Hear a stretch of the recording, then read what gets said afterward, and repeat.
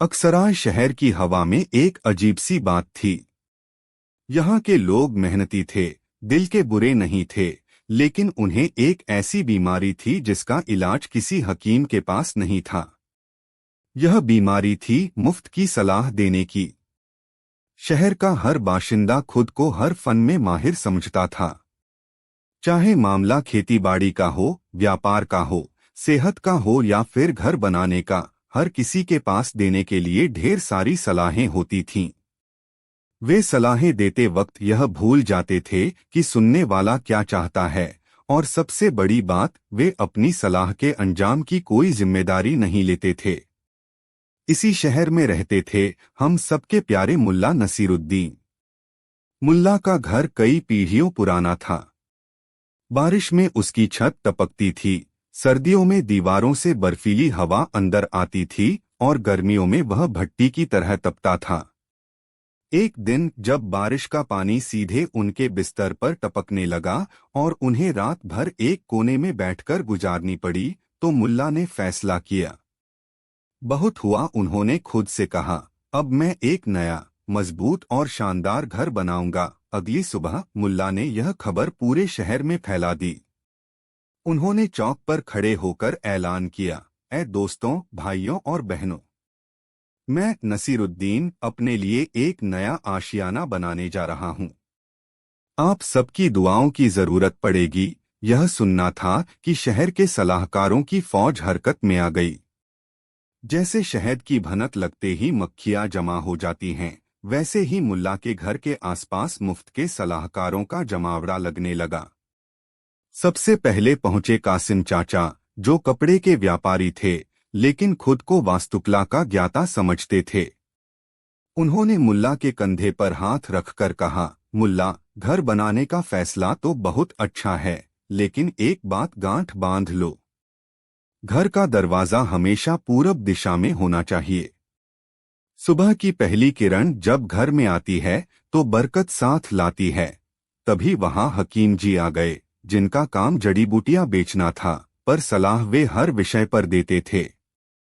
उन्होंने कासिम चाचा की बात काटते हुए कहा, अरे क्या बात कर रहे हो कासिम? पूरब में दरवाजा होगा तो सुबह सुबह की तेज धूप सीधे आंखों में पड़ेगी। सेहत के लिए यह ठीक नहीं। दरवाजा उत्तर में होना चाहिए, ताकि ठंडी और ताज़ी हवा आए। इससे पहले कि मुल्ला कुछ कहते, बशीर कसाई, जो अपनी बहादुरी के किस्सों के लिए मशहूर था, बोला, दरवाजा तो पश्चिम में होना चाहिए, ताकि दुश्मन अगर हमला करे तो डूबते सूरज की रोशनी उसकी आंखों में पड़े और तुम्हें बचाव का मौका मिल जाए। मुल्ला ने सबकी बातें बड़े ध्यान से सुनी, सिर हिलाया और सबको धन्यवाद दिया। आप सबका बहुत बहुत शुक्रिया, उन्होंने कहा। आप सब कितने ज्ञानी हैं। मैं आप सबकी सलाह पर गौर करूंगा। अगले दिन मुल्ला ने घर की नींव खोदना शुरू किया। जैसे ही उन्होंने पहला फावड़ा चलाया, सलाहकारों की नई टोली आ धमकी।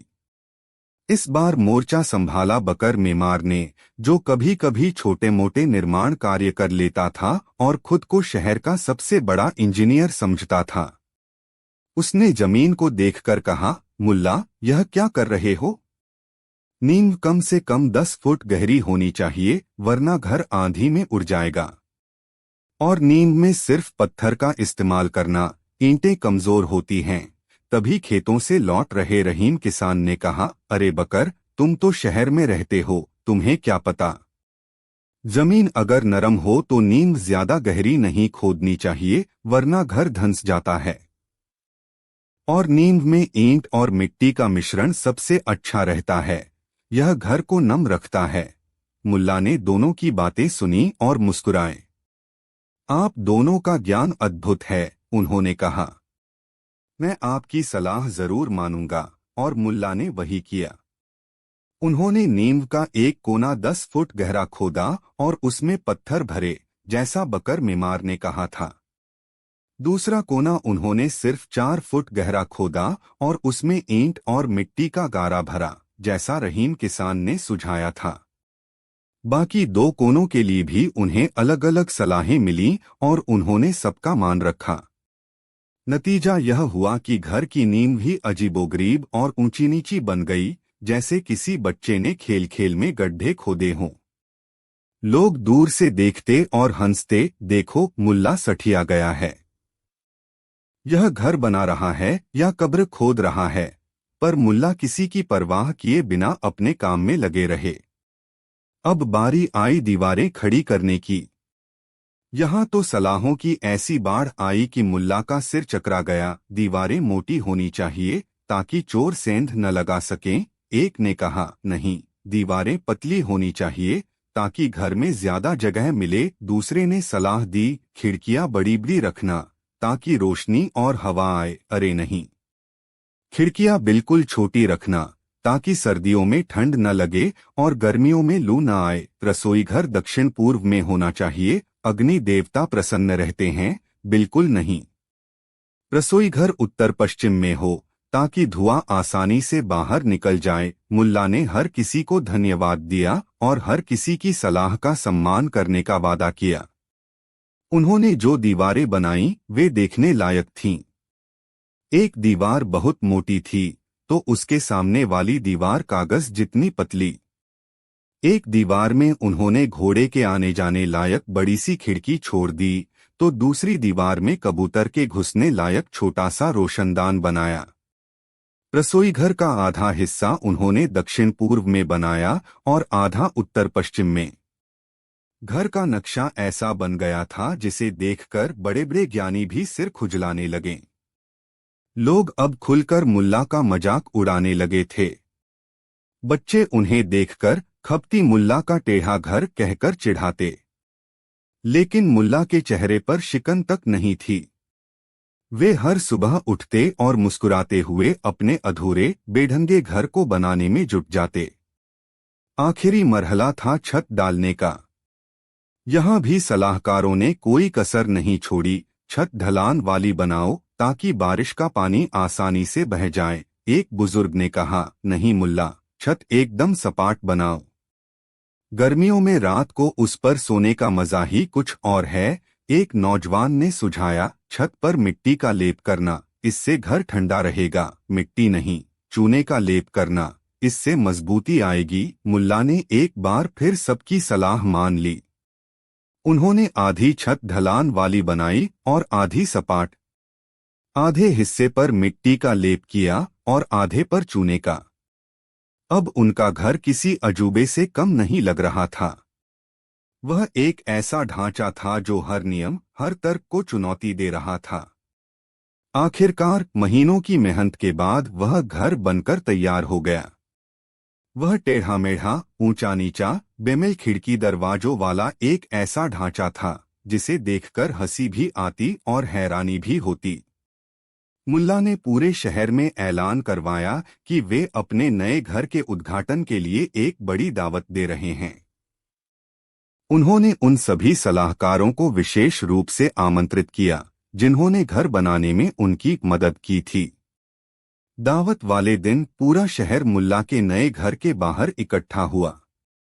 लोग उस अजीबोगरीब ढांचे को देखकर हंस रहे थे और एक दूसरे को कोहनी मारकर मुल्ला की मूर्खता पर ताने कस रहे थे। कासिम चाचा, हकीम जी, बकर मेमार और बाकी सभी सलाहकार अपनी छाती चौड़ी किए खड़े थे, जैसे वे किसी महान उपलब्धि के साक्षी बनने आए हों। मुल्ला बाहर आए। उनके चेहरे पर थकान नहीं बल्कि एक गहरी संतुष्टि का भाव था। उन्होंने भीड़ को संबोधित करना शुरू किया, मेरे प्यारे दोस्तों। उन्होंने ऊंची आवाज में कहा, आज मैं बहुत खुश हूं। मेरा सपना पूरा हुआ। यह घर सिर्फ ईंट और गारे से नहीं बना है, यह आप सबकी बुद्धिमानी और ज्ञान से बना है। यह मेरा घर नहीं, यह हमारा घर है। लोग हैरान होकर एक दूसरे का मुंह देखने लगे। मुल्ला ने कासिम चाचा की ओर इशारा करते हुए कहा, कासिम चाचा, आपका बहुत बहुत शुक्रिया। देखिए, आपकी सलाह पर मैंने घर का दरवाजा पूरब में रखा है। और हकीम जी, आपकी सलाह का भी मान रखा है, एक दरवाजा उत्तर में भी है। और बशीर भाई, आपकी बहादुरी को सलाम। एक दरवाजा पश्चिम में भी है। लोगों ने देखा कि घर में 3 दिशाओं में 3 अलग अलग आकार के दरवाजे थे, जिससे घर किसी घर की बजाय एक सराय जैसा लग रहा था। कासिम चाचा और हकीम जी का चेहरा थोड़ा उतर गया। फिर मुल्ला बकर मेमार की तरफ मुड़े। बकर भाई, आपकी महान इंजीनियरिंग का मैं कायल हूं। देखिए, आपकी सलाह के अनुसार यह नींव कितनी गहरी और मजबूत है। उन्होंने उस कोने की ओर इशारा किया जो 10 फुट गहरा था। और रहीम भाई, आपकी किसानी समझ को भी मैंने सलाम किया है। देखिए, यह कोना आपकी सलाह के अनुसार बनाया गया है। अब लोगों को धीरे धीरे समझ आने लगा था कि यह माजरा क्या है। उनकी हंसी गायब होने लगी थी और उसकी जगह एक अजीब सी खामोशी ने ले ली थी। मुल्ला अपनी बात जारी रखते हुए बोले, आप में से किसी ने मोटी दीवारें बनाने को कहा, किसी ने पतली, किसी ने बड़ी खिड़की का सुझाव दिया, किसी ने छोटी, किसी ने ढलान वाली छत की वकालत की, तो किसी ने सपाट छत की। मैंने आप में से किसी को भी निराश नहीं किया। मैंने हर एक की सलाह को पत्थर की लकीर माना। इस घर की हर ईंट, हर खिड़की, हर कोना आप में से किसी न किसी की सलाह का नतीजा है। अब पूरा माहौल बदल चुका था। जिन चेहरों पर पहले मजाक और घमंड था, उन पर अब शर्मिंदगी और पछतावा साफ झलक रहा था। उन्हें अपना दिया हुआ हर एक मशवरा उस टेढ़मेढ़े ढांचे में मूर्तिमान दिखाई दे रहा था। वह घर उनकी अपनी ही नासमझी और मुफ्त की सलाह देने की आदत का एक भद्दा स्मारक था। मुल्ला ने अपनी बात का अंत करते हुए कहा, दोस्तों, सलाह देना बहुत आसान काम है, खासकर जब उसके अंजाम की जिम्मेदारी न लेनी हो। एक नाव को 100 लोग मिलकर 100 अलग अलग दिशाओं में खींचने की कोशिश करेंगे तो वह कहीं नहीं पहुंचेगी, बल्कि डूब जाएगी। किसी भी काम को पूरा करने के लिए 1000 सलाहों की नहीं, बल्कि एक पक्के इरादे और एक सही योजना की जरूरत होती है। उन्होंने एक गहरी सांस ली और बोले, यह घर मैंने अपने लिए नहीं बनाया था। यह तो आप सबके लिए एक आईना था, ताकि आप देख सकें कि बिना सोचे समझे और बिना जिम्मेदारी के दी गई सलाहों का ढेर कैसा दिखता है। यह कहकर मुल्ला चुप हो गए। भीड़ में सन्नाटा था। किसी के पास कहने के लिए एक शब्द नहीं था। उन सभी सलाहकारों के सिर शर्म से झुके हुए थे। उन्हें आज अपनी जिंदगी का सबसे बड़ा सबक मिला था। तभी बकर मेमार आगे आया और मुल्ला के पैरों में गिर पड़ा। मुल्ला, हमें माफ कर दो। हम अंधे थे, हमें अपनी गलती का एहसास हो गया है। एक एक करके सभी लोग आगे आए और मुल्ला से माफी मांगने लगे। मुल्ला ने सबको उठाया और गले लगाया। माफी की कोई बात नहीं, उन्होंने मुस्कुराते हुए कहा। गलती करना इंसान की फितरत है और उसे सुधारना इंसानियत की निशानी। अब बातें बहुत हुई, चलो इस ढांचे को गिराते हैं और सब मिलकर मेरे लिए एक छोटा सा, सीधा सादा, लेकिन मजबूत घर बनाते हैं। लेकिन इस बार सलाह सिर्फ एक आदमी की होगी। किसकी? मुल्ला, भीड़ ने एक स्वर में पूछा। मुल्ला ने अपनी पगड़ी संभालते हुए कहा, उसकी, जो इस घर में रहेगा। यानी मेरी। उस दिन के बाद अक्सराय शहर की हवा बदल गई। लोगों ने मुफ्त की सलाह देना बंद तो नहीं किया, लेकिन अब वे सलाह देने से पहले 100 बार सोचते थे। और जब भी कोई किसी को बेवजह की सलाह देने की कोशिश करता, तो दूसरा बस मुस्कुराकर कहता, क्या तुम मुल्ला का टेढ़ा घर भूल गए? कहानी 2। अनातोलिया के छोटे से कस्बे में मुल्ला नसीरुद्दीन का नाम हर कोई जानता था। लोग कहते थे, अगर मुल्ला है तो हंसी भी है, और हंसी के साथ दिमाग भी। मुल्ला कोई अमीर आदमी नहीं था, न ही कोई बड़ा अधिकारी। साधारण कपड़ों में, सिर पर पगड़ी, पैरों में पुराने जूते और कभी गधे की सवारी करते हुए बाजारों में घूमना उसका रोज का काम था। लेकिन उसके पास ऐसा तीखा दिमाग और ऐसी चतुराई थी, जो बड़े बड़े विद्वानों और राजाओं को भी हैरान कर देती थी। गांव वाले अक्सर कहते, मुल्ला को कभी कम मत समझो, वरना वही तुम्हें कम कर देगा। अनातोलिया का राजा अपने घमंड के लिए मशहूर था। उसे लगता था कि दुनिया में उससे ज्यादा चालाक कोई नहीं। दरबार में जब भी कोई मंत्री या विद्वान उसकी बात काटता, वह तुरंत चिल्लाकर कहता, चुप रहो, क्या तुम मुझे मूर्ख समझते हो? राजा की यह आदत पूरे राज्य में मशहूर थी। कोई भी उसकी बात काटने की हिम्मत नहीं करता। एक दिन दरबार में चर्चा हुई कि मुल्ला नसीरुद्दीन बहुत बड़ा हंसोर और अक्लमंद आदमी है। उसकी बातें सुनकर लोग ठहाके भी लगाते हैं और सीख भी लेते हैं। राजा को यह सुनकर जलन हुई। उसने तुरंत आदेश दिया, मुल्ला को दरबार में बुलाया जाए। मैं देखना चाहता हूं कि यह नसीरुद्दीन आखिर है कौन और कितना अक्लमंद है। अगले दिन मुल्ला गधे पर सवार होकर महल पहुंचा। पहरेदारों ने उसे अजीब नजरों से देखा। अरे यह क्या? दरबार में गधे पर बैठकर कौन आता है? मुल्ला मुस्कुराया और बोला, मैं और मेरा गधा दोनों एक दूसरे के बिना अधूरे हैं।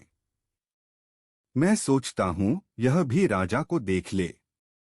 दरबार में जब मुल्ला दाखिल हुआ तो राजा ने उसे ऊपर से नीचे तक देखा और हंसते हुए बोला, तो तुम ही हो मशहूर मुल्ला नसीरुद्दीन। देखने में तो बिल्कुल ही साधारण लगते हो।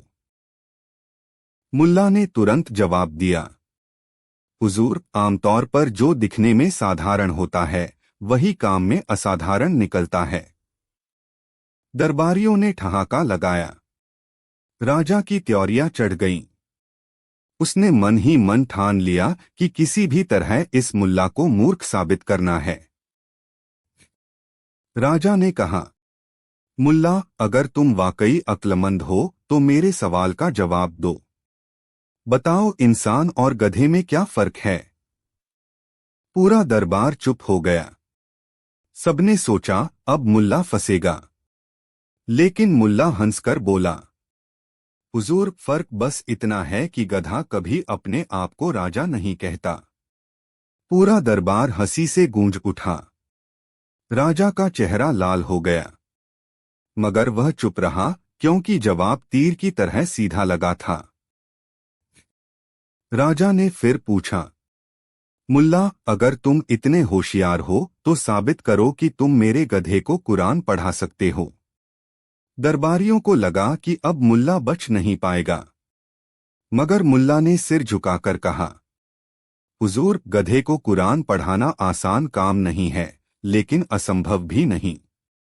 मुझे सिर्फ 10 साल का वक्त दीजिए। राजा ने ठहाका लगाया, 10 साल? ठीक है, लेकिन अगर तुम असफल रहे तो तुम्हें फांसी दी जाएगी। मुल्ला ने हंसकर कहा, कोई बात नहीं हुजूर, 10 साल में या तो गधा मर जाएगा या शायद मैं। तब तक कौन किसे याद रखेगा? दरबार ठहाकों से गूंज उठा। राजा को लगा कि खुद वही मजाक का पात्र बन गया। राजा अब गुस्से से तमतमाया।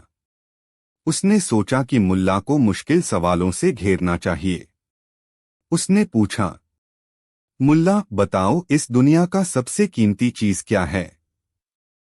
मुल्ला ने बिना सोचे जवाब दिया, हुजूर, सबसे कीमती चीज है समय, क्योंकि यह एक बार चला जाए तो वापस नहीं आता, और यह सबको बराबर मिलता है, राजा को भी और फकीर को भी। दरबारी तालियां बजाने लगे। राजा को चुप होना पड़ा। अब राजा ने सोचा, अगर मुल्ला को नहीं हरा सका तो कम से कम उसे अपमानित करूंगा। उसने आदेश दिया, मुल्ला, तुम हमें हंसाते हो तो आज तुम्हें हंसाकर दिखाना होगा। अगर तुम हमें हंसा न सके तो तुम्हें कोड़े लगाए जाएंगे। मुल्ला ने इधर उधर देखा और बोला, हुजूर, मुझे क्या कोड़े मारेंगे? अगर मैं हंसाने में नाकाम रहा तो दरबार के सामने आप अपनी पगड़ी उतार दीजिए। मैं गारंटी देता हूं, पूरा दरबार हंसी से लोटपोट हो जाएगा। पूरा दरबार ठहाकों से गूंज उठा। राजा का चेहरा शर्म से झुक गया। वह कुछ बोल ही नहीं पाया।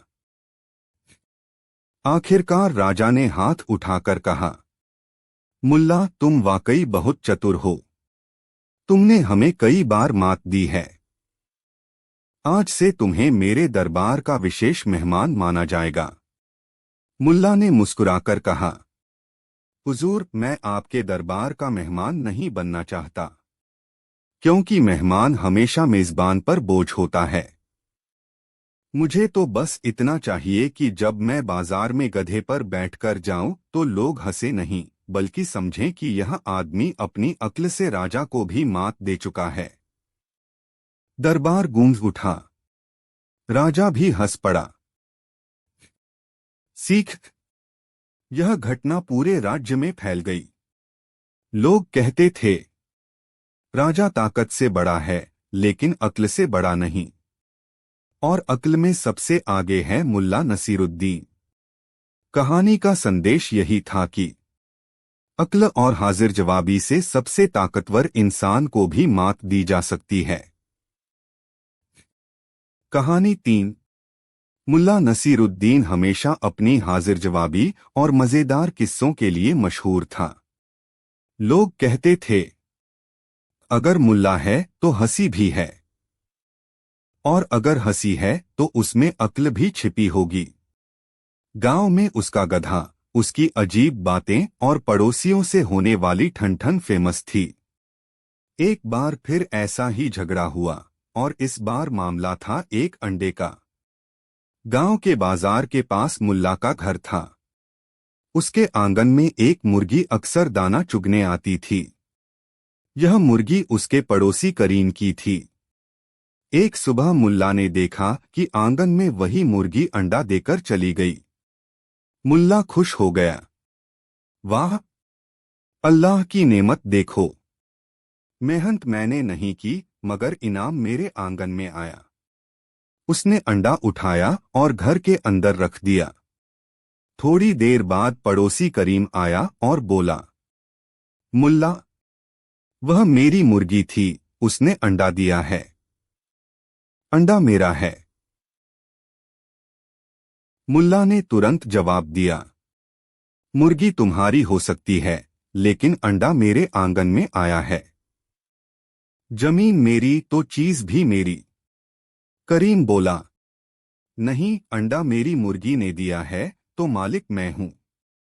मुल्ला ने तर्क दिया, अरे भाई, अगर तुम्हारी भैंस मेरे खेत में घास खा ले तो दूध तुम्हें मिलेगा या मुझे?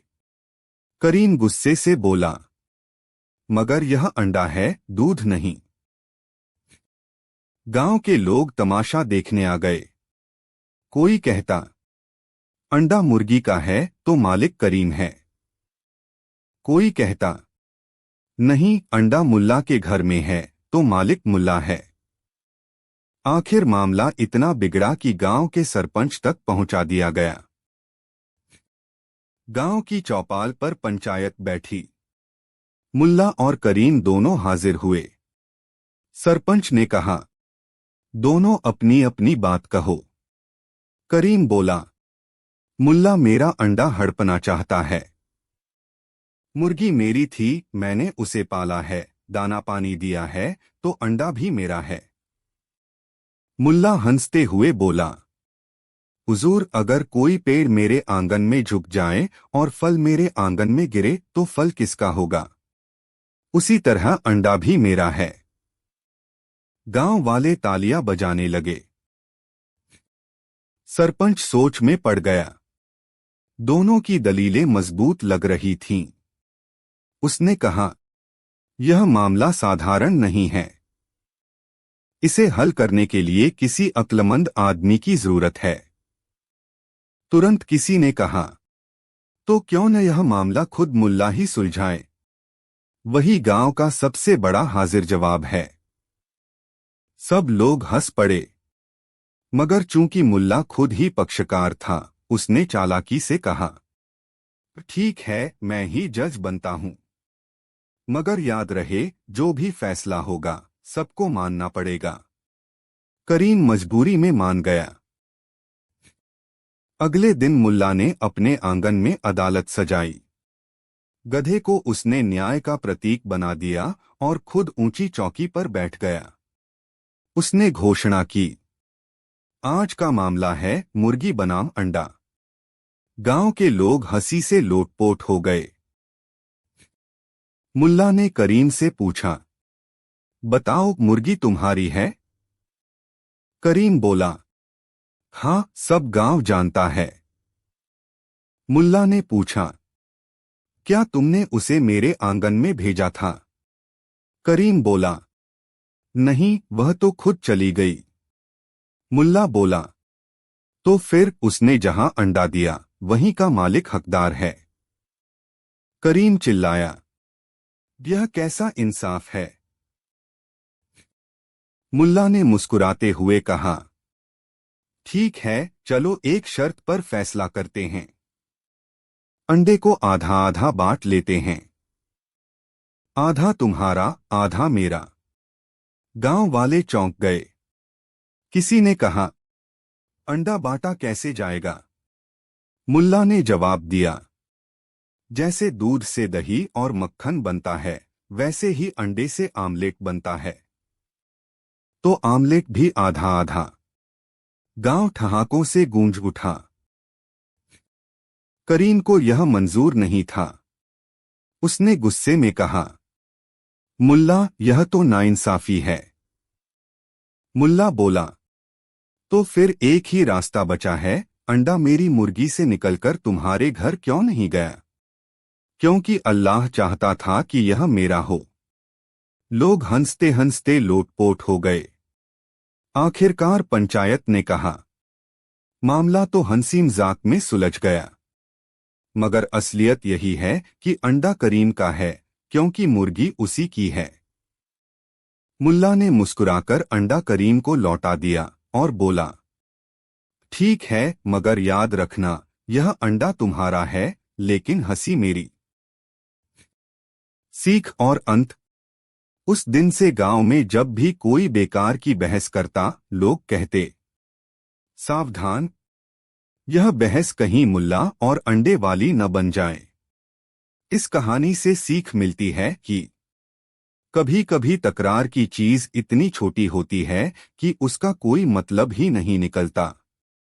अक्ल और मजाक से बड़े बड़े झगड़े आसानी से सुलझ जाते हैं।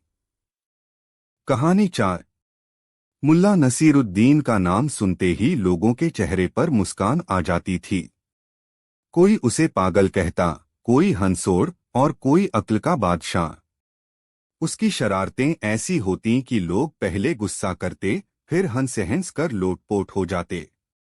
गांव में हर हफ्ते गुरुवार का बड़ा बाजार लगता था। किसान, व्यापारी और दूरदराज से लोग सामान बेचने आते थे। और अगर बाजार में मुल्ला न पहुंचे तो लोगों को लगता था कि आज का दिन अधूरा है। उस दिन बाजार में खूब रौनक थी। कोई मसाले बेच रहा था, कोई कपड़े, कोई मिठाइयाँ। बच्चों की खिलखिलाहट, मोलभाव करती औरतें और ऊंचे दाम लगाने वाले व्यापारी सब मिलकर एक अजीब शोर मचा रहे थे। ऐसे में अचानक लोग देखने लगे, अरे, मुल्ला आ रहा है। मुल्ला अपने पुराने गधे पर बैठा था। गधे की पीठ पर खाली बोरी लटकी थी। लोग समझ गए कि आज कुछ न कुछ तमाशा जरूर होगा। मुल्ला ने चौपाल पर खड़े होकर ऊंची आवाज में कहा, ओ लोगो, आज मैं तुम्हें एक ऐसा सामान बेचने आया हूं जो सोने चांदी से भी कीमती है, मगर कीमत बहुत कम रखी है। भीड़ जमा हो गई। किसी ने पूछा, क्या बेच रहे हो मुल्ला? मुल्ला रहस्यमय अंदाज में बोला, यह एक ऐसा खजाना है जिसे खरीदोगे तो कभी पछताओगे नहीं। लोगों ने सोचना शुरू कर दिया। बाजार में हलचल बढ़ गई। मुल्ला ने बोरी की ओर इशारा किया और बोला, जो भी इस बोरी को खरीदेगा उसकी किस्मत चमक जाएगी। इसमें अदृश्य दौलत है। एक भोला किसान आगे आया और बोला, मुल्ला, इसमें तो कुछ दिखता ही नहीं। मुल्ला ने मुस्कुराकर जवाब दिया, अरे मूर्ख, किस्मत कभी दिखती है क्या? यह बोरी खाली दिखती है, मगर इसमें अदृश्य खुशियां भरी हैं। लोग हंस पड़े। किसान ने सोचा, शायद सच हो, और बोरी 5 सिक्कों में खरीद ली। कुछ देर बाद उसे समझ आया कि बोरी सचमुच खाली थी, मगर तब तक मुल्ला आगे बढ़ चुका था। मुल्ला बाजार के बीचों बीच गया और बोला, आज मैं ताजी हवा बेच रहा हूं। देखो, सबको हवा चाहिए, मगर कोई इसे बेच नहीं सकता, मगर मैं बेच रहा हूं। भीड़ हंसने लगी। एक अमीर व्यापारी ने मजाक उड़ाने के लिए कहा, अच्छा, मुझे एक मटकी हवा बेच दो। मुल्ला ने तुरंत खाली मटकी उठाई, उसमें हाथ डाला, ढक्कन लगाया और कहा, लो, हवा बंद करके रख दी है। अब यह तुम्हारी मटकी। व्यापारी ने हंसते हुए सिक्के दिए। लोग ठहाके मारकर हंसने लगे, मगर व्यापारी की नाक कट गई, क्योंकि उसने मजाक में ही सही हवा खरीद ली थी। अब मुल्ला ने कहा, मेरा गधा बोलना जानता है, जो चाहे सुन सकता है। लोग हैरान रह गए। किसी ने कहा, झूठ मत बोलो। मुल्ला बोला, तो सुनो। उसने गधे के कान में फुसफुसाकर कहा, अल्लाह के नाम पर आवाज निकालो। गधा जोर से ढेंचू ढेंचू करने लगा। मुल्ला बोला, देखा, मैंने कहा था न, यह बोलता है। लोगों ने ताली बजाई। कुछ बच्चों ने सच मान लिया। एक लड़के ने गधे को खरीदने की बात भी कर दी। मुल्ला ने कहा, नहीं, यह बिकाऊ नहीं है। यह मेरा दरबार का वजीर है। भीड़ फिर हंसने लगी। अब मुल्ला ने नया पैंतरा फेंका। उसने कहा, मेरे पास ऐसी जादुई दवा है जिसे पीते ही इंसान अमीर हो जाएगा। एक लालची आदमी बोला, मुझे दो, मैं 100 सिक्के दूंगा। मुल्ला ने पानी की शीशी दी और कहा, इसे पीकर सो जाना। सुबह उठोगे तो अमीर हो जाओगे। लेकिन शर्त है, अगर किसी को बताया कि मैंने दिया है तो जादू खत्म हो जाएगा। आदमी ने झट से पैसे दिए और शीशी ले गया। दूसरे दिन लोग पूछने लगे, क्यों भाई अमीर हुए? वह आदमी कुछ बोल नहीं पाया, क्योंकि अगर बोलता तो सब हंसते, और अगर चुप रहता तो धोखा खा चुका होता। धीरे धीरे बाजार के लोग समझने लगे कि मुल्ला सबको मजाक में धोखा दे रहा है, मगर गुस्सा करने के बजाय सब मजा लेने लगे। किसी ने कहा, मुल्ला, तुमने हमें बेवकूफ बनाया। मुल्ला बोला, नहीं भाई, मैंने तो तुम्हें हंसाया है, और हंसी दुनिया की सबसे बड़ी दौलत है। आज तुम सबने सिक्के खोए, मगर हंसी पाई। शाम तक मुल्ला ने जो भी धोखा दिया था उससे उसने कुछ सिक्के जमा कर लिए, मगर जब बाजार खत्म हुआ तो उसने उन सिक्कों से मिठाई खरीदी और पूरे बाजार में बांट दी। लोग चौंक गए। मुल्ला बोला, देखो भाइयों, मैंने जो भी धोखा दिया उसका असली मकसद तुम्हें हंसाना था, और इन पैसों से मिठाई लाकर मैं वही लौटा रहा हूं। असली मजा तो इस बात में है कि हमने सबने मिलकर एक दिन हंसी खुशी में गुजारा। लोग हंसने लगे और बोले, सचमुच मुल्ला, तुम्हारे जैसे इंसान से ही यह दुनिया रोशन है। कहानी की सीख। कभी कभी धोखा भी अगर मजाक और अच्छाई के लिए हो तो वह लोगों को दुखी नहीं करता बल्कि खुश कर देता है। हंसी और समझदारी सबसे बड़ी दौलत है। कहानी 5। बादशाह का दरबार खचाखच भरा हुआ था। रेशमी पर्दों से छनकर आती सुबह की सुनहरी धूप संगमरमर के खंभों पर की गई नक्काशी को और भी चमका रही थी। हवा में गुलाब जल और कीमती इत्र की महक घुली हुई थी। बीच में ऊंचे सिंहासन पर बादशाह सलामत विराजमान थे, जिनका चेहरा गंभीर और आंखें पारखी थीं। उनके दरबार में एक से बढ़कर एक विद्वान, कवि, कलाकार और सलाहकार मौजूद थे, लेकिन बादशाह की नजरें अक्सर एक साधारण से दिखने वाले इंसान पर आकर टिक जाती थीं, मुल्ला नसीरुद्दीन। मुल्ला दरबार में एक कोने में अपनी पुरानी अचकन पहने, सिर पर बेढंगी सी पगड़ी बांधे बैठे रहते थे। उनकी आंखों में एक अजीब सी शरारत और होठों पर एक रहस्यमयी मुस्कान हमेशा खिली रहती। जब बड़े बड़े विद्वान किसी मसले पर घंटों बहस करते और किसी नतीजे पर नहीं पहुंच पाते, तो बादशाह मुल्ला की ओर देखते और मुल्ला अपनी किसी बेतुकी सी लगने वाली बात या एक छोटे से किस्से से उस उलझी हुई गुत्थी को ऐसे सुलझा देते कि सब हैरान रह जाते। यही बात दरबार के मुख्य सलाहकार इनायत खान को कांटे की तरह चुभती थी। इनायत खान खुद को सल्तनत का सबसे बुद्धिमान और ज्ञानी व्यक्ति मानता था। उसने दर्शन, तर्कशास्त्र और राजनीति पर दर्जनों किताबें पढ़ी थीं। उसकी भाषा में फारसी के भारी भरकम शब्द होते और उसकी हर बात में ज्ञान का घमंड झलकता था। उसे यह बिल्कुल बर्दाश्त नहीं था कि बादशाह उसके बजाय एक गधे पर घूमने वाले, फटेहाल रहने वाले मुल्ला को ज्यादा तवज्जो देते थे।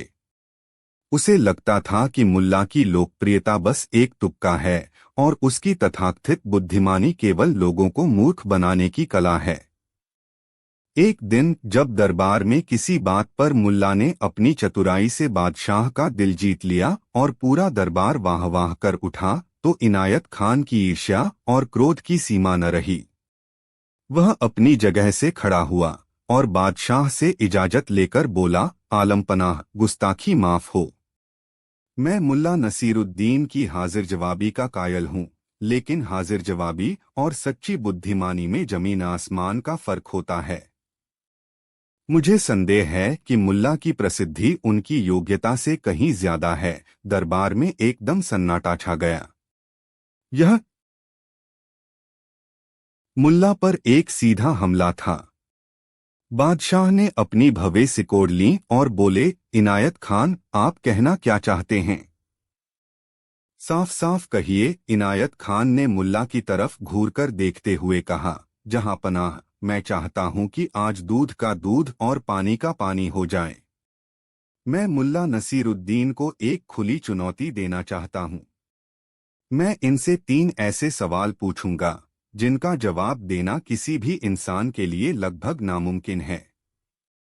अगर मुल्ला ने तीनों सवालों के सही जवाब दे दिए तो मैं इसी भरे दरबार में उन्हें अपना उस्ताद मान लूंगा और उनकी जूतियां सिर पर उठाकर चलूंगा। और अगर वो जवाब न दे पाए तो उन्हें यह मानना होगा कि वे ज्ञानी नहीं बल्कि एक साधारण मस्खरे हैं और उन्हें हमेशा के लिए यह दरबार छोड़कर जाना होगा। यह एक बहुत बड़ी चुनौती थी। सबकी निगाहें मुल्ला पर टिक गईं। लोगों को लगा कि मुल्ला अब घबरा जाएंगे और पीछे हट जाएंगे, लेकिन मुल्ला नसीरुद्दीन अपनी जगह पर शांत बैठे रहे, जैसे कुछ हुआ ही न हो। उन्होंने अपनी दाढ़ी पर हाथ फेरा और बादशाह की ओर देखकर मुस्कुराए।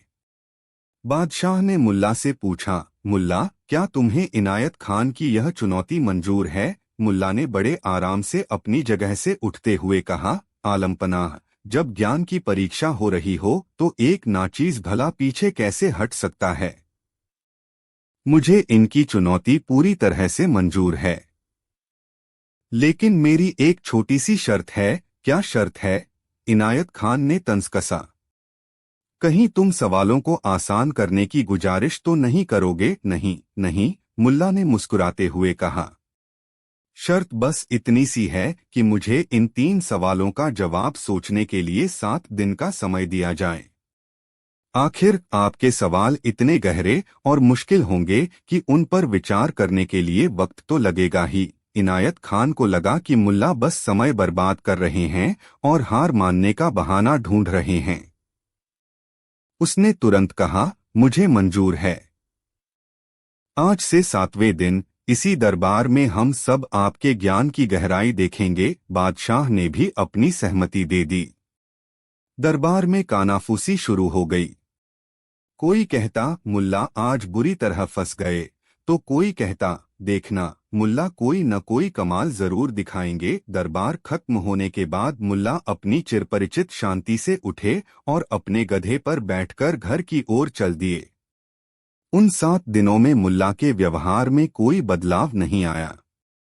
वह सुबह उठते, अपने गधे को सहलाते, बाजार जाते, लोगों से हंसी मजाक करते और शाम को नदी किनारे जाकर घंटों पानी को देखते रहते।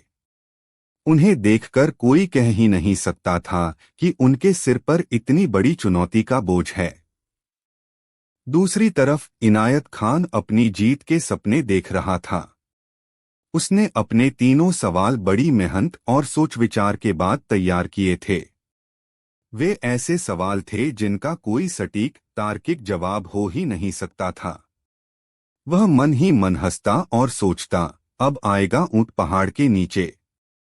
इस गवार मुल्ला की सारी हैकड़ी निकाल दूंगा। आखिरकार 7वां दिन आ ही गया।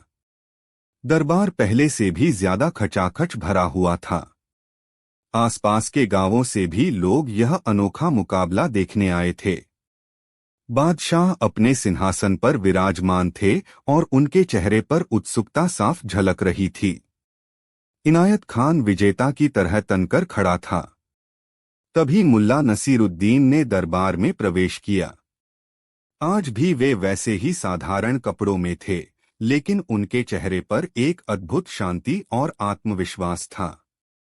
उन्होंने बादशाह को सलाम किया और इनायत खान की ओर मुड़कर बोले, हाँ तो दरबारी साहब, मैं तैयार हूँ।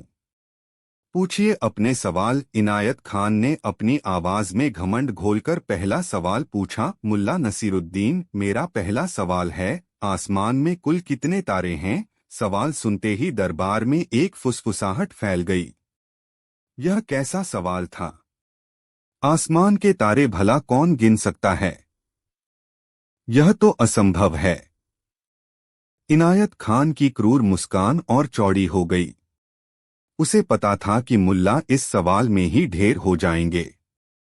मुल्ला ने सवाल सुना, एक पल के लिए आसमान की तरफ देखा और फिर मुस्कुराए।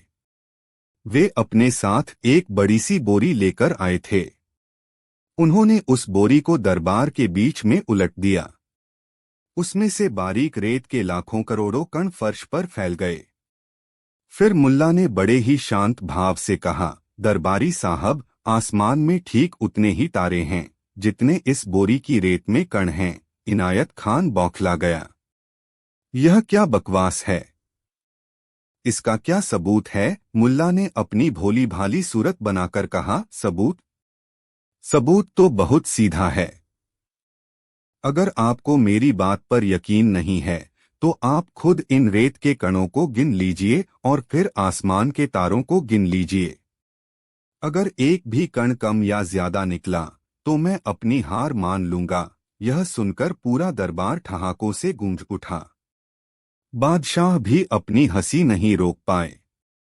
इनायत खान का चेहरा शर्म से लाल हो गया।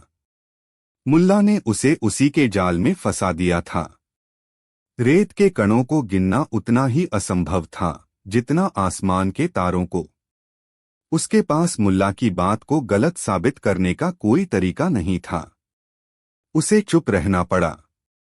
इनायत खान ने खुद को संभाला और सोचा, पहला सवाल तो हाथ से गया, लेकिन दूसरा सवाल ऐसा है जिसमें यह बच नहीं सकता। उसने अपनी आवाज को और गंभीर बनाते हुए दूसरा सवाल दागा, ठीक है मुल्ला, अब मेरे दूसरे सवाल का जवाब दो। इस पूरी पृथ्वी का केंद्र कहाँ है? एक बार फिर दरबार में सन्नाटा छा गया। यह सवाल पहले से भी ज्यादा मुश्किल था। पृथ्वी का केंद्र तो उसके गर्भ में कहीं है, उसे जमीन पर कैसे दिखाया जा सकता है? विद्वानों ने एक दूसरे की तरफ देखना शुरू कर दिया। मुल्ला नसीरुद्दीन इस बार भी परेशान नहीं हुए। वे चलकर दरबार के बाहर गए और अपने गधे को, जिसका नाम खुर्रम था, अंदर ले आए। उन्होंने खुर्रम को दरबार के ठीक बीचों बीच खड़ा कर दिया। फिर अपनी छड़ी निकाली और गधे के दाहिने अगले पैर के ठीक नीचे जमीन पर एक निशान बनाया। उन्होंने पूरे आत्मविश्वास के साथ घोषणा की, आलम पनाह और दरबारी साहब, इस पूरी पृथ्वी का केंद्र ठीक इसी जगह पर है जहां मैंने यह निशान बनाया है। इनायत खान गुस्से से चिल्लाया, पागल हो गए हो क्या? तुम यह कैसे साबित कर सकते हो? इसका क्या प्रमाण है? मुल्ला ने कंधे उचकाते हुए कहा, प्रमाण?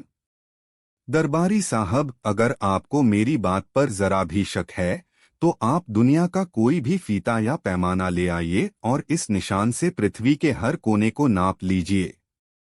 अगर 1 इंच का भी फर्क आ जाए तो मैं इसी वक्त दरबार छोड़कर चला जाऊंगा। एक बार फिर पूरा दरबार कहकहों से गूंज उठा। मुल्ला का जवाब इतना सरल, इतना सटीक और इतना लाजवाब था कि किसी के पास उसका कोई तोड़ नहीं था। भला कौन पूरी पृथ्वी को नापने की हिम्मत कर सकता था? इनायत खान का मुंह देखने लायक था। वह गुस्से और अपमान से कांप रहा था। उसके 2 सबसे मुश्किल सवाल, जिन्हें वह अपना ब्रह्मास्त्र समझ रहा था, मुल्ला ने हंसी खेल में बेकार कर दिए थे। अब उसकी सारी उम्मीदें अपने आखिरी सवाल पर टिकी थीं। उसने सोचा, यह सवाल ऐसा है जिसका जवाब खुद खुदा भी नहीं दे सकता। इसमें मुल्ला की हार निश्चित है। उसने अपनी पूरी ताकत और नफरत बटोरकर मुल्ला की आंखों में आंखें डालकर अपना तीसरा और आखिरी सवाल पूछा, मुल्ला नसीरुद्दीन, बहुत होशियार बन रहे हो। अब मेरे आखिरी सवाल का जवाब दो। बताओ, इस समय मैं अपने मन में क्या सोच रहा हूँ? यह सवाल सुनते ही दरबार में मौत जैसा सन्नाटा छा गया। यह वाकई एक असंभव सवाल था। किसी दूसरे के मन की बात भला कौन जान सकता है? बादशाह भी चिंता में पड़ गए। उन्हें लगा कि इस बार मुल्ला सचमुच फंस गए हैं। इनायत खान के चेहरे पर विजय की क्रूर मुस्कान लौट आई थी।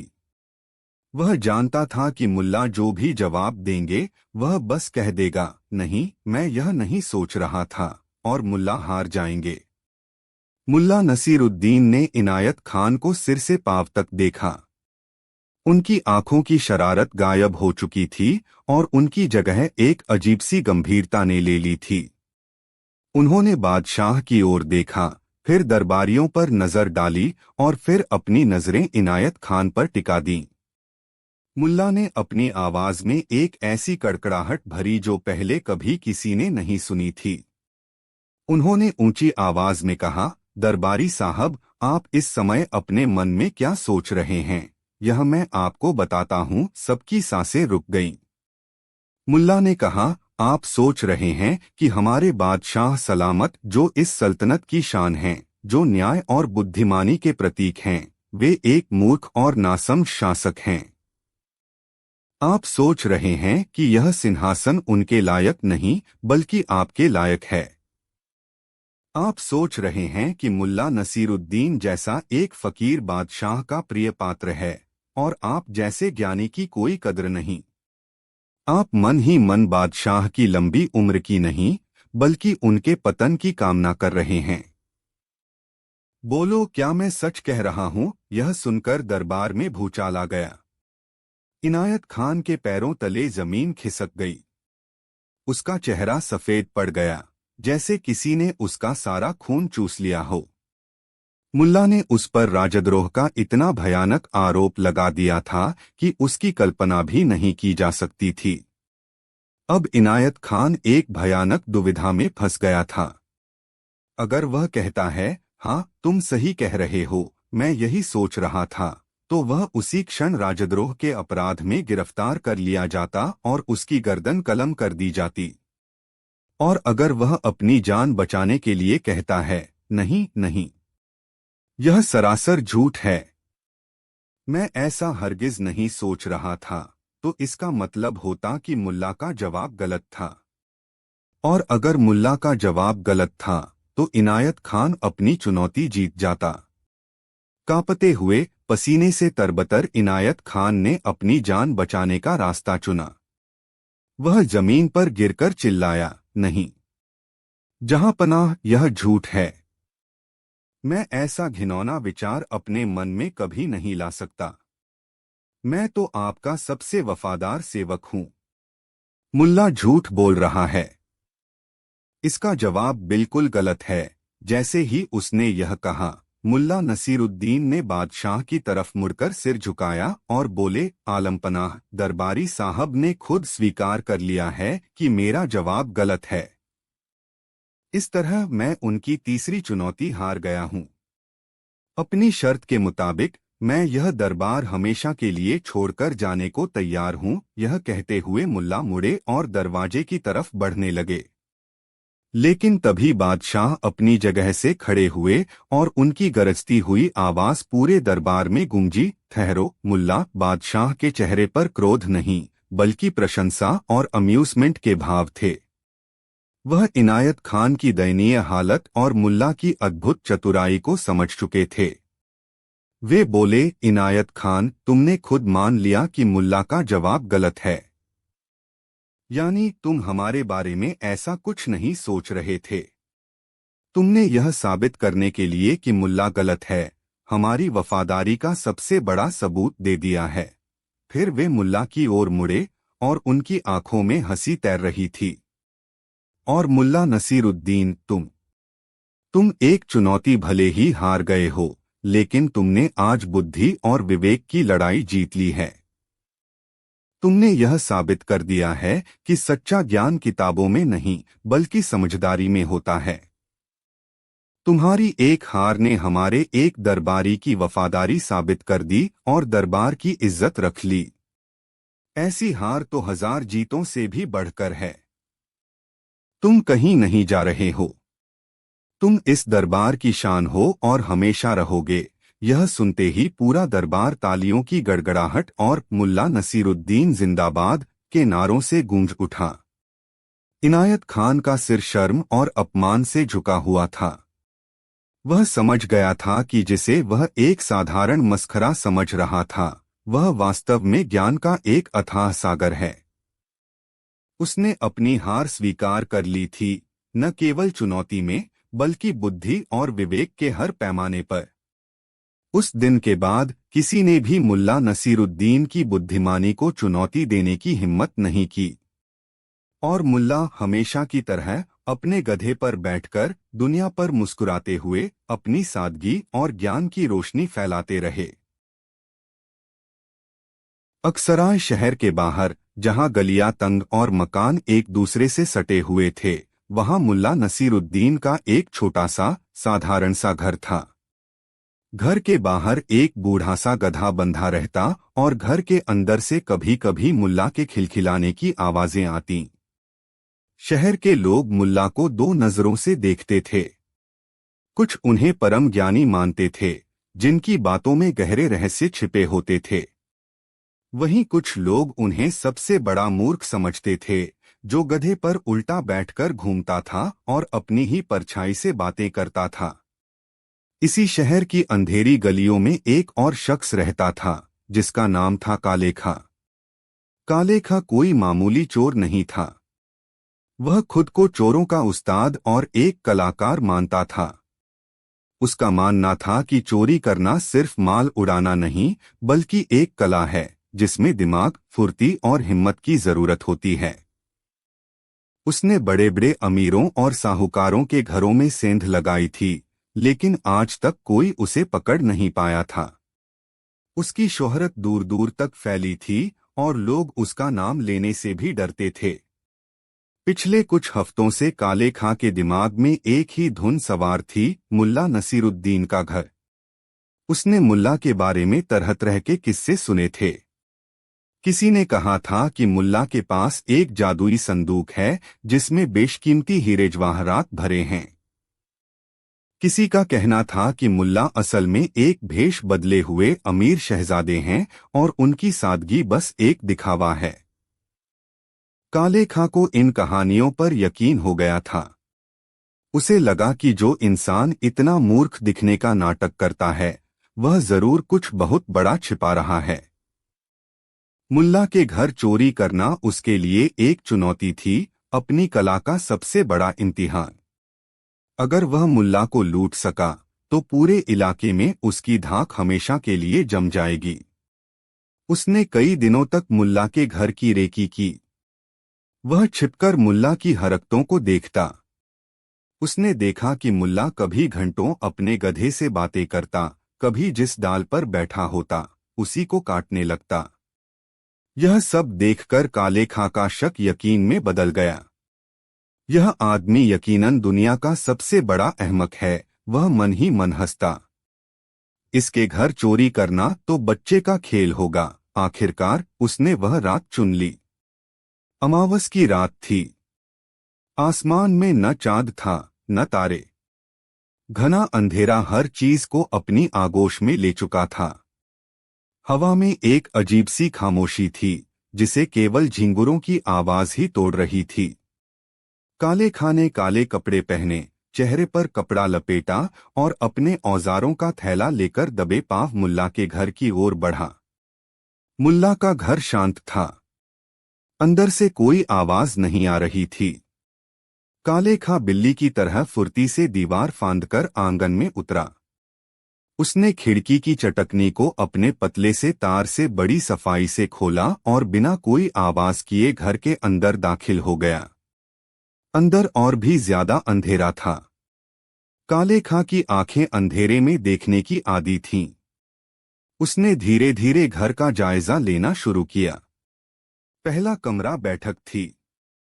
वहां एक पुरानी, कुछ मिट्टी के बर्तन और एक टूटी हुई चारपाई के अलावा कुछ नहीं था। काले खां को निराशा हुई पर उसने हिम्मत नहीं हारी। खजाना तो हमेशा छिपाकर ही रखा जाता है, उसने खुद से कहा। वह दूसरे कमरे में गया जो शायद रसोई घर था। वहां भी कुछ बर्तनों, मसालों की छोटी छोटी डिब्बियों और आधे खाए हुए खरबूजे के अलावा कुछ भी कीमती नहीं था। उसका गुस्सा बढ़ने लगा। क्या सारे किस्से झूठे थे? क्या उसने एक फकीर के घर चोरी करने का प्लान बनाकर अपना वक्त बर्बाद किया था? अब सिर्फ एक ही कमरा बचा था, मुल्ला का सोने का कमरा। काले खां का दिल धड़क रहा था। उसे उम्मीद थी कि सारा माल यहीं छिपा होगा। वह बेहद सावधानी से दरवाजे को धकेलकर अंदर घुसा। कमरे में चांदनी की हल्की सी रेखा खिड़की से आ रही थी, जिससे चीजें धुंधली सी नजर आ रही थीं। एक कोने में मुल्ला नसीरुद्दीन अपनी चारपाई पर गहरी नींद में सो रहे थे। उनके खर्राटों की आवाज कमरे की खामोशी में गूंज रही थी। काले खां की नजरें कमरे में चारों ओर घूमीं। और तभी उसकी आंखों में एक चमक आ गई। चारपाई के पास एक बड़ा सा, पुराना लकड़ी का संदूक रखा था। संदूक मजबूत शीशम की लकड़ी का बना था और उस पर पीतल का भारी भरकम ताला लगाने की जगह थी। हालांकि उस पर ताला लगा नहीं था। मिल गया, काले खां के मुंह से धीरे से निकला। सारा खजाना इसी में है। यह अहमक इसे बिना ताला लगाए सो रहा है। सचमुच दुनिया में इससे बड़ा मूर्ख कोई नहीं होगा। उसका दिल खुशी से उछलने लगा। उसने अपने सारे औजार एक तरफ रखे और संदूक की तरफ बढ़ा। उसने सोचा, इसे यहीं खोलने से बेहतर है कि इसे उठाकर ही ले चलूं। उसने संदूक को उठाने की कोशिश की, लेकिन वह बहुत भारी था। ऐसा लगा जैसे वह सोने चांदी से लबालब भरा हो। उसकी खुशी का कोई ठिकाना न रहा। उसने फैसला किया कि वह संदूक को यहीं खोलेगा और सिर्फ कीमती सामान लेकर जाएगा। उसने धीरे से संदूक का भारी ढक्कन उठाया ताकि कोई आवाज न हो। वह यह देखने के लिए बेचैन था कि अंदर क्या है, सोने की अशर्फिया, हीरे के हार या कीमती पत्थर। जैसे ही ढक्कन पूरा खुला, काले खां जहां का तहां जम गया। उसकी आंखें फटी की फटी रह गईं और मुंह खुला का खुला रह गया। संदूक के अंदर कोई खजाना नहीं था।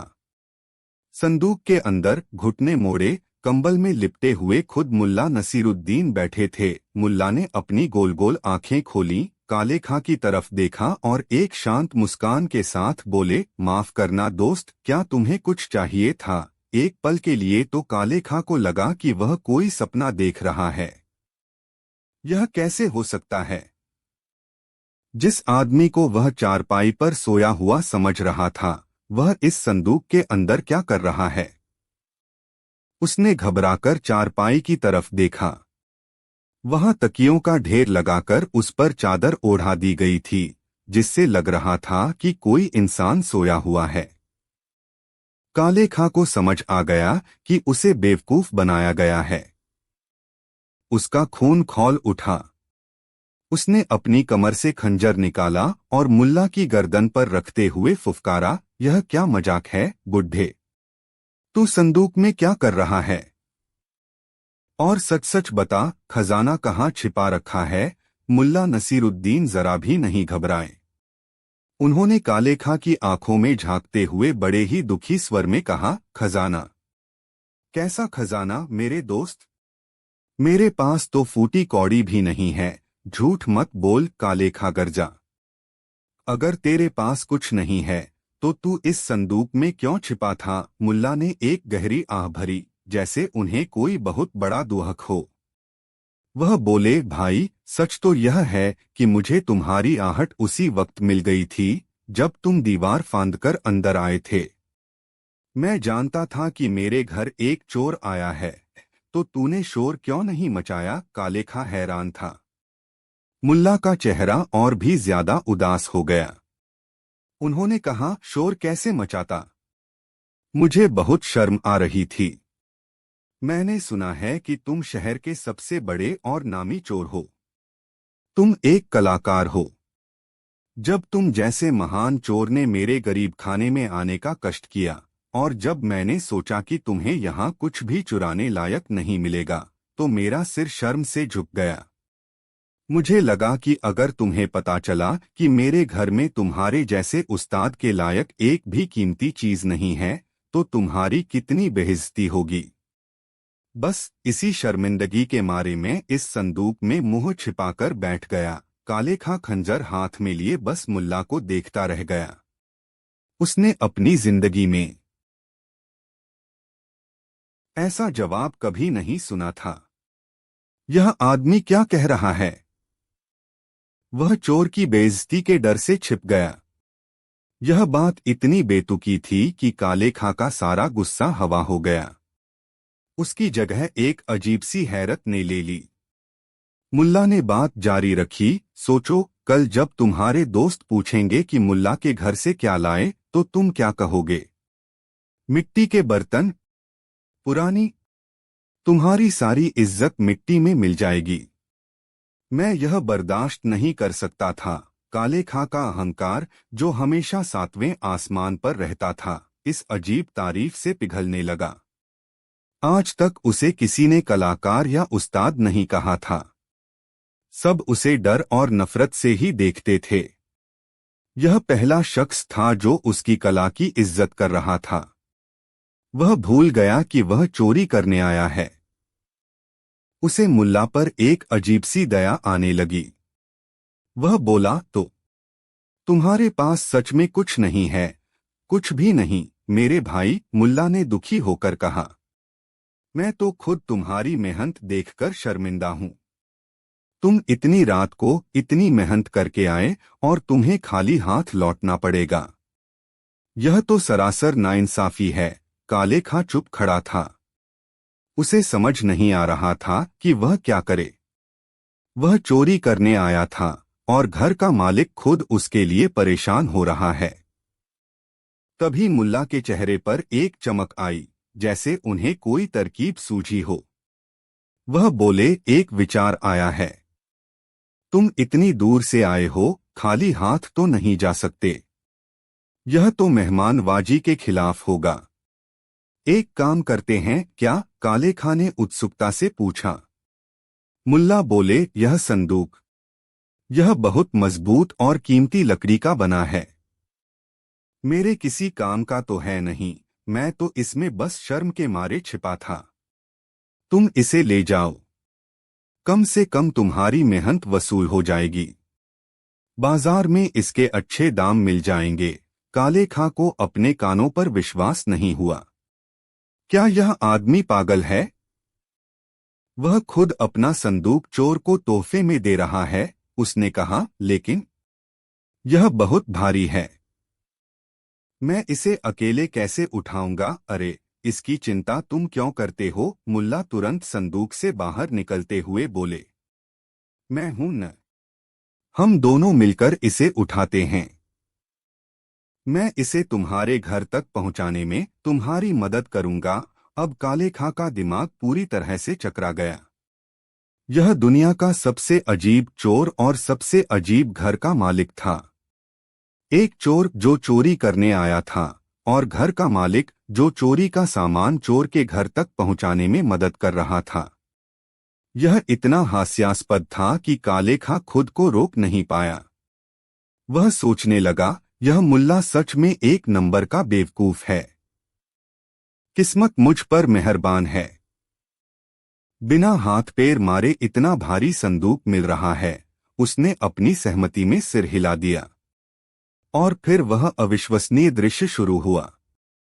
रात के गहरे सन्नाटे में मुल्ला नसीरुद्दीन और चोर काले खां दोनों मिलकर उस भारी भरकम संदूक को उठा रहे थे। आराम से भाई, मुल्ला हांफते हुए बोले, उधर से तुम उठाओ, इधर से मैं। काले खां ने पूरी ताकत लगाकर संदूक का एक सिरा उठाया और मुल्ला ने दूसरा।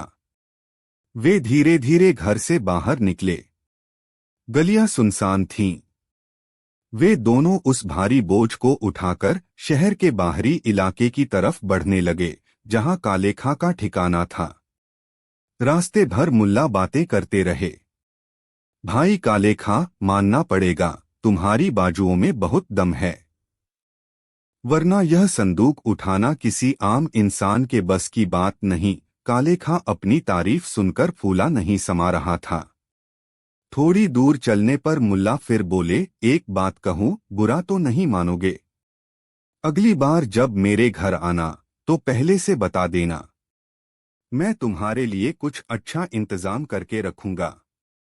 तुम्हें ऐसे खाली हाथ देखकर मुझे अच्छा नहीं लगता। काले खां बस सिर हिलाता रहा। उसका दिमाग अब काम करना बंद कर चुका था। वह बस जल्द से जल्द अपने ठिकाने पर पहुंचकर इस अजीब आदमी से छुटकारा पाना चाहता था। चलते चलते वे गांव के आखिरी छोर पर पहुंच गए, जहां एक पुराना कुआं था। अब काले खां का ठिकाना ज्यादा दूर नहीं था। वे दोनों पसीने से तरबतर थे और बुरी तरह थक चुके थे। उन्होंने संदूक को जमीन पर रखा। मुल्ला ने लंबी सांस लेते हुए कहा, बस भाई, अब मुझसे और नहीं चला जाएगा। मेरा तो दम निकल रहा है। काले खां बोला, कोई बात नहीं मुल्ला, यहां से मैं अकेला ले जाऊंगा। तुम्हारी मदद के लिए बहुत बहुत शुक्रिया। उसने जिंदगी में पहली बार किसी को शुक्रिया कहा था। अरे नहीं नहीं, मुल्ला ने फिक्रमंदी दिखाते हुए कहा, यहां से आगे का रास्ता थोड़ा खराब है और कुछ कुत्ते भी भौंकते हैं। कहीं तुम्हें कोई परेशानी न हो जाए। एक काम करो, तुम यहीं संदूक के पास रुको और सुस्ताओ। मैं जरा आगे जाकर देख आता हूं कि रास्ता साफ है या नहीं। अगर कोई खतरा होगा तो मैं तुम्हें इशारा कर दूंगा। काले खां को यह सलाह बहुत अच्छी लगी। वह वैसे भी थककर चूर हो चुका था।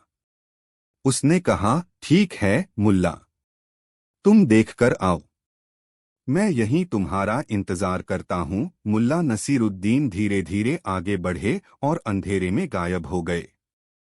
काले खां संदूक पर बैठकर सुस्ताने लगा। वह अपनी किस्मत पर मुस्कुरा रहा था। आज की रात कितनी अजीब पर फायदेमंद रही। अभी 2 मिनट भी नहीं बीते थे कि अचानक उसे मुल्ला की आवाज सुनाई दी। लेकिन इस बार आवाज बहुत तेज और घबराई हुई थी। मुल्ला अपनी पूरी ताकत से चिल्ला रहे थे, चोर, चोर, पकड़ो।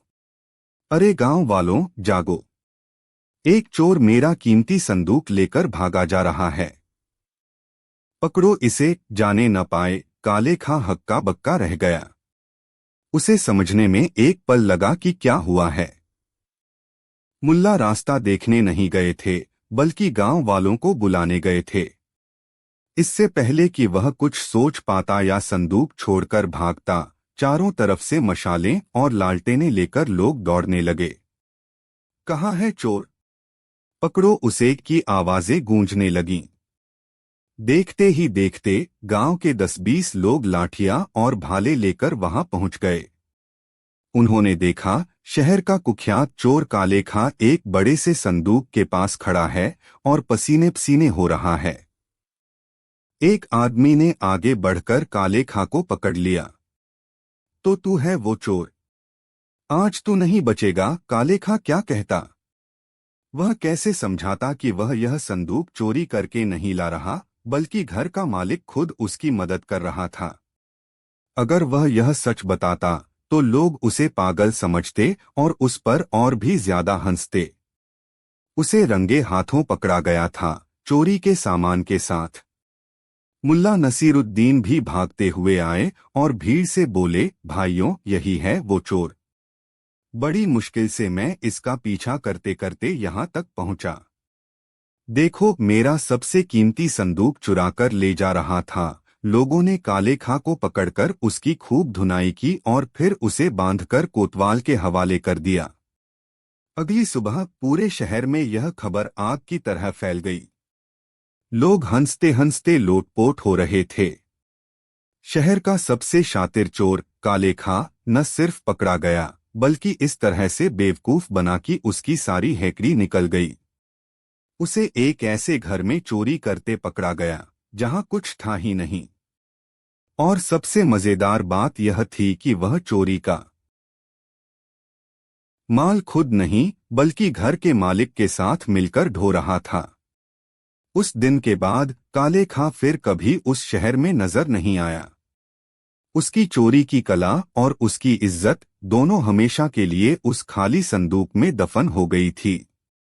और मुल्ला नसीरुद्दीन, वह अपने घर के आंगन में अपने गधे के पास बैठे धूप सेंक रहे थे और मंद मंद मुस्कुरा रहे थे। उन्होंने एक बार फिर साबित कर दिया था कि सबसे बड़ा हथियार ताकत या खंजर नहीं, बल्कि दिमाग होता है, जो सबसे शातिर चोर को भी उल्लू बना सकता है। कहानी 7। बादशाह सलामत का भव्य दरबार अपनी पूरी शानो शौकत के साथ सजा हुआ था। ऊंची सुनहरी छत से लटकते झाड़फानूसों की रोशनी जवाहरात जड़े खंभों पर पड़कर चारों ओर एक इंद्रधनुषी छटा बिखेर रही थी।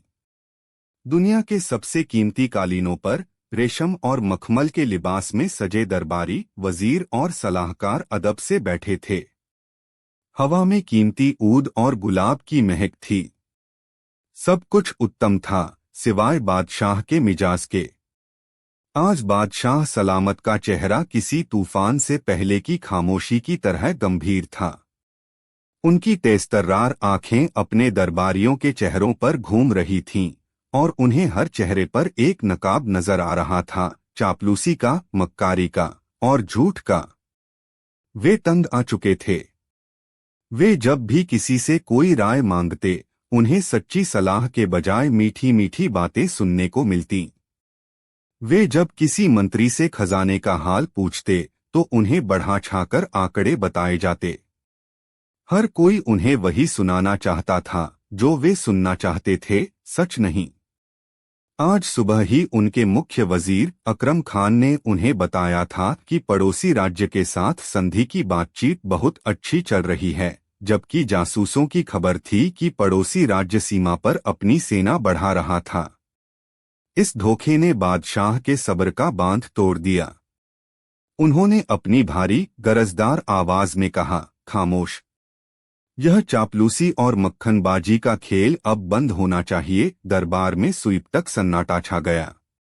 बादशाह ने अपनी नजरें हर एक दरबारी के चेहरे पर गड़ाईं और बोले, हम तंग आ चुके हैं इस झूठ के बाजार से। यहाँ हर कोई अपनी जुबान से फूल बरसाता है, लेकिन दिल में खंजर छिपाए बैठा है। आज हम यह जानना चाहते हैं कि हमारी इस सल्तनत में, इस पूरे राज्य में सबसे बड़ा झूठा कौन है। यह एक अजीब और अप्रत्याशित सवाल था। दरबारी एक दूसरे का मुंह ताकने लगे। भला इस सवाल का क्या जवाब हो सकता था? कोई अपनी गर्दन कटाने के लिए खुद को झूठा क्यों कहेगा? बादशाह ने उनकी उलझन को समझते हुए अपनी बात आगे बढ़ाई। हम एक प्रतियोगिता की घोषणा करते हैं। जो कोई भी शख्स यह साबित कर देगा कि वही इस राज्य का सबसे बड़ा झूठा है, उसे हमारी तरफ से 1000 सोने की अशर्फियों से भरी थैली इनाम में दी जाएगी। यह सुनकर दरबारियों की आंखों में चमक आ गई। 1000 अशर्फिया, यह एक बहुत बड़ी रकम थी। लेकिन बादशाह ने अपनी बात खत्म नहीं की थी। उन्होंने अपनी उंगली उठाते हुए चेतावनी दी, लेकिन एक शर्त है। अगर कोई खुद को सबसे बड़ा झूठा होने का दावा करता है और हम यह साबित कर दें कि वह झूठ बोल रहा है या उसका झूठ सबसे बड़ा नहीं है, तो उसे 100 कोड़ों की सजा दी जाएगी और हमेशा के लिए सल्तनत से बाहर निकाल दिया जाएगा। अब दरबारियों के चेहरे का रंग उड़ गया। यह इनाम नहीं, एक खतरनाक जाल था। अगर कोई बहुत बड़ा झूठ बोले तो बादशाह कह सकते हैं, यह तो एक कहानी है, कल्पना है, झूठ नहीं। और अगर कोई छोटा मोटा झूठ बोले तो वे कह सकते हैं, यह सबसे बड़ा झूठ नहीं है। दोनों ही सूरतों में कोड़े और देश निकाला तय था। मुख्य वजीर अकरम खान ने आगे बढ़कर कहा, आलमपनाह, यह तो एक असंभव चुनौती है। असंभव नहीं वजीर साहब, बादशाह मुस्कुराए। यह सिर्फ उस एक शख्स के लिए संभव है जो सच में इस खिताब का हकदार हो। मुनादी करवा दी जाए। पूरे राज्य में ढिंढोरा पिटवा दो। अगले 7 दिनों तक जो कोई भी इस चुनौती को स्वीकार करना चाहता है, वह दरबार में हाजिर हो सकता है। खबर आग की तरह पूरे राज्य में फैल गई। चायखानों से लेकर बाजारों तक हर जगह बस इसी की चर्चा थी। लोग तरह तरह के झूठ गढ़ने लगे। कुछ ने तो कोशिश भी की, लेकिन बादशाह के तर्क के आगे कोई टिक न सका। पहले दिन एक लंबा चौड़ा सौदागर आया।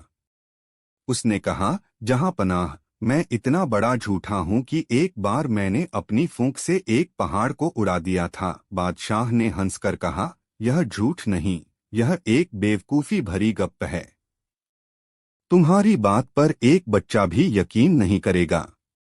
यह झूठ की श्रेणी में नहीं, कल्पना की श्रेणी में आता है।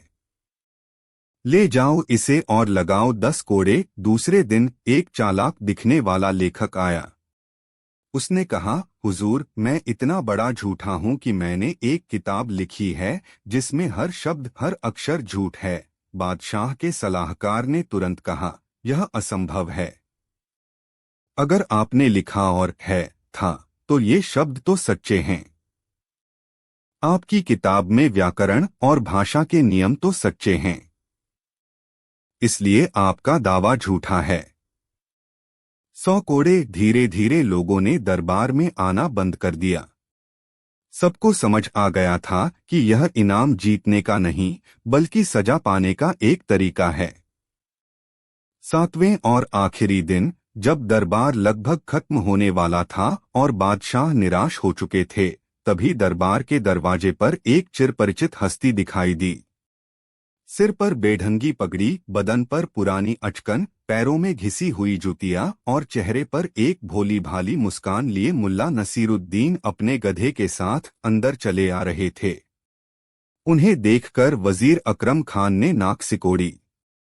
वह मुल्ला से बहुत जलता था, क्योंकि बादशाह अक्सर उसकी विद्वता से ज्यादा मुल्ला की हाजिर जवाबी को पसंद करते थे। अरे मुल्ला, वजीर ने तंज कसा, तुम यहाँ क्या करने आए हो?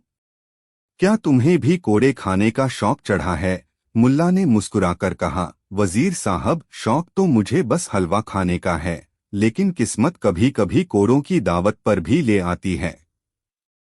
मैं बादशाह सलामत की चुनौती स्वीकार करने आया हूँ। पूरे दरबार में एक हलचल मच गई। मुल्ला नसीरुद्दीन, जो अपनी सच्चाई और सादगी के लिए जाने जाते थे, वे खुद को सबसे बड़ा झूठा साबित करने आए थे। बादशाह भी हैरान थे, लेकिन उनकी आंखों में एक उत्सुकता की चमक थी। वे जानते थे कि मुल्ला जब भी कुछ करते हैं तो उसके पीछे कोई गहरा राज होता है। उन्होंने कहा, मुल्ला, आगे आओ। हमें बताओ और साबित करो कि तुम ही इस राज्य के सबसे बड़े झूठे हो। लेकिन याद रखना, अगर तुम नाकाम रहे तो हमारी सजा बहुत सख्त है। मुल्ला नसीरुद्दीन धीरे धीरे चलकर बादशाह के सिंहासन के पास पहुंचे। उन्होंने अपनी जेब से एक पुराना मुड़ा तुड़ा कागज का टुकड़ा निकाला। वह कागज इतना पीला और जर्जर लग रहा था जैसे सदियों पुराना हो। मुल्ला ने उस कागज को बड़े अदब से बादशाह के सामने रखते हुए कहा, आलमपनाह, मैं इस राज्य का सबसे बड़ा झूठा हूँ। वह कैसे? मुल्ला बादशाह ने पूछा। तो क्या सबूत है तुम्हारे पास? मुल्ला ने उस कागज की ओर इशारा करते हुए बड़े ही गंभीर और दुखी स्वर में कहा, जहांपनाह, सबूत यह शाही फरमान है। आज से कई साल पहले जब आपके वालिद मरहूम इस सल्तनत के बादशाह थे, तब उन्होंने मुझसे एक वादा किया था।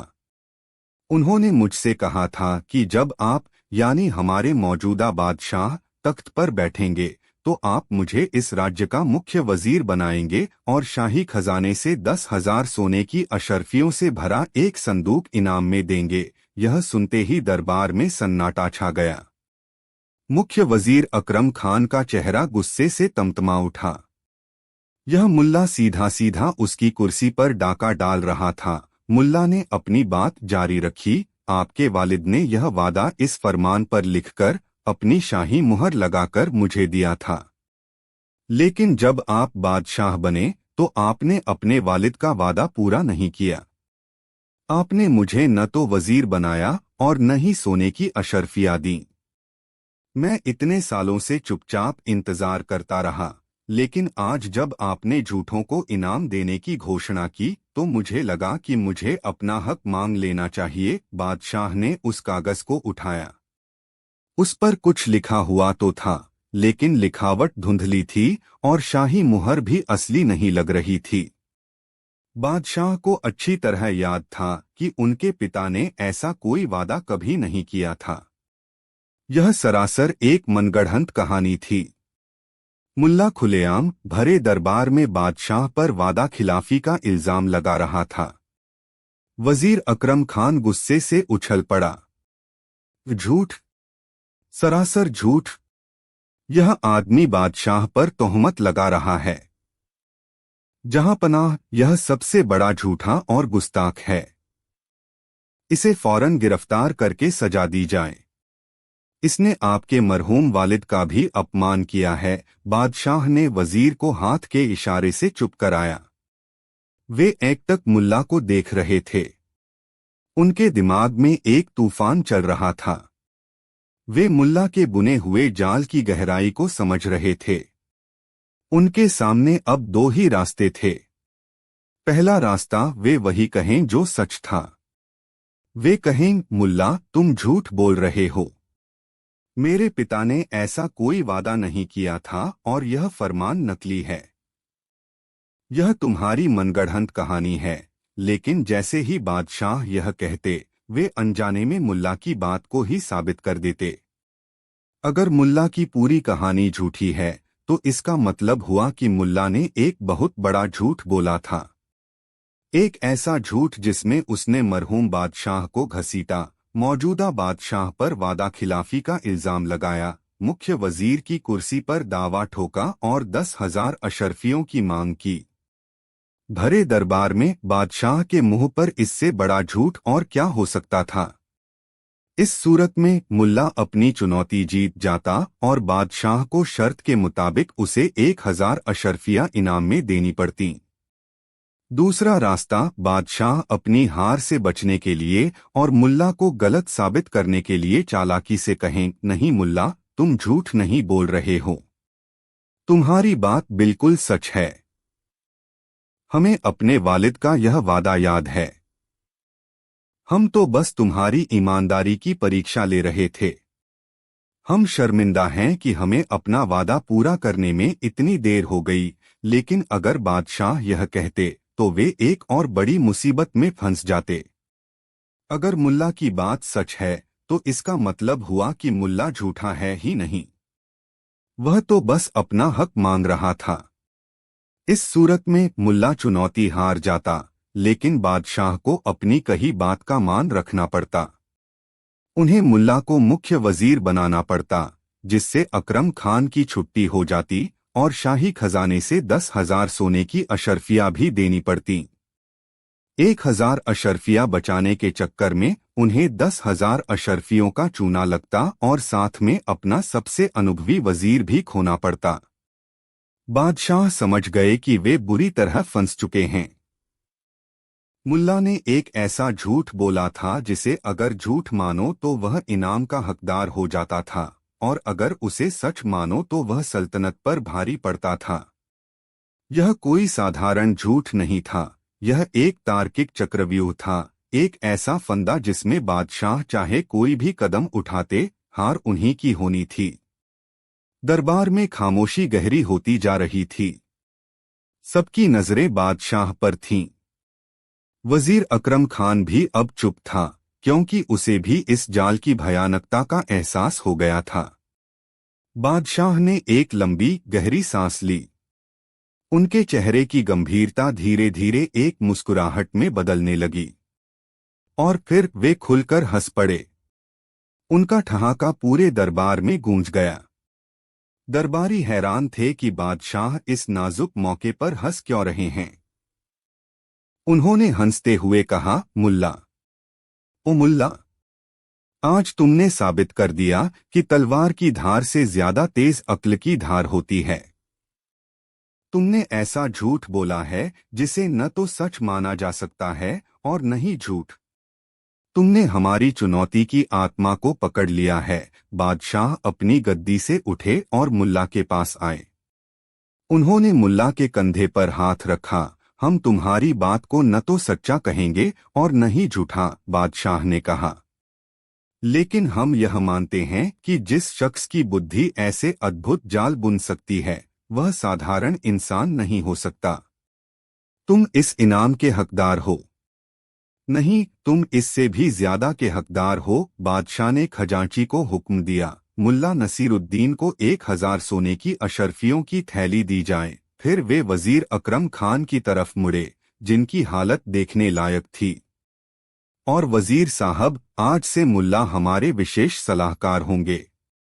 हमें लगता है इनकी टेढ़ी सोच हमारी सल्तनत के सीधे सादे दुश्मनों के बहुत काम आएगी। मुल्ला नसीरुद्दीन ने अशर्फियों की थैली ली, बादशाह को झुककर सलाम किया और बिना एक शब्द कहे दरबार से बाहर जाने लगे।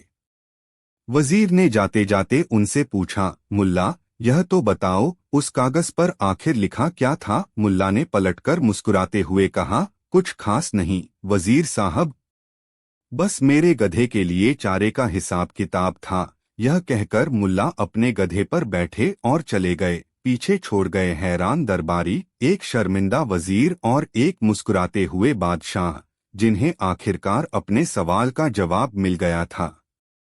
सबसे बड़ा झूठा वह नहीं होता जो अविश्वसनीय कहानियां सुनाता है, बल्कि वह होता है जो एक ऐसा झूठ बोलता है जो सच से भी ज्यादा शक्तिशाली और खतरनाक हो।